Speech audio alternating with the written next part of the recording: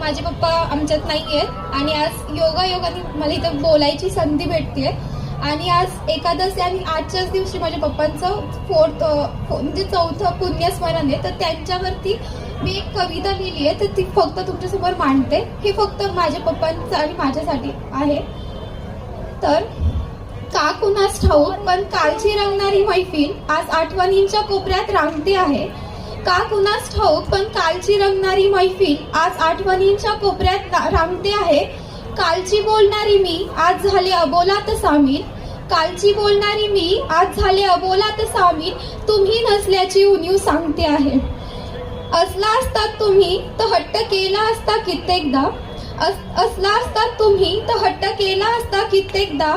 आता गरज ओळखून चालते कारण तुम्ही नसल्याची जाणीव होते अनेकदा. तुमच्या डोळ्यातील असणारा तेज, तो अभिमान मला पुन्हा एकदा पाहायचा आहे. डोरीमॉनच्या टाइम मशीन मध्ये जाऊन पुन्हा एकदा तुमच्या सोबत जगायचं आहे. जुन्या आठवणींसोबत घेऊन जगताना डोळ्यातील पाणी आटत नाहीये. पुढच्या आयुष्याचा भार झेलताना वेळातील वेळ ही काटत नाहीये. आठवणी बनवता बनवता त्यांना हव्या होत्या साठवायला. आठवणी बनवता बनवता त्यांना हव्या होत्या साठवायला.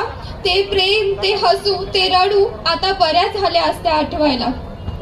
ते तळ खोदल्यापासून ते बनवण्यापर्यंत आणि बनवण्यापासून ते भरेपर्यंत होतात सोबत नेहमी.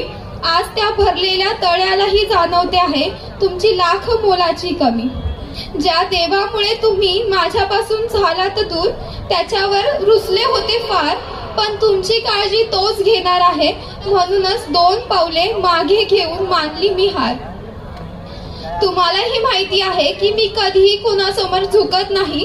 पण माझ्या बाबासाठी मी काहीही करायला मागे हटत नाही. तुमचे शेवटचे धुतलेले पाय दवाखान्यातील ते डॉक्टरांना सांगणे.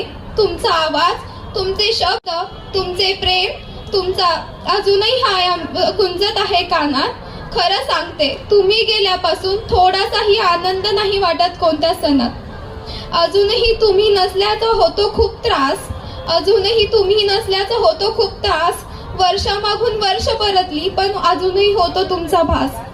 तुमचा त्रास बघून मला त्रास व्हायचा म्हणून निमूटपणे करायचे सहन.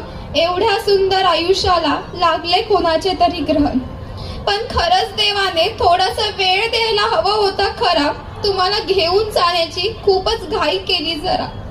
देवाचा हा न्याय निवाडा मला नाही उलगडला. कुणाला कमी तर कुणाला जास्त हा खेळ असा खेळ.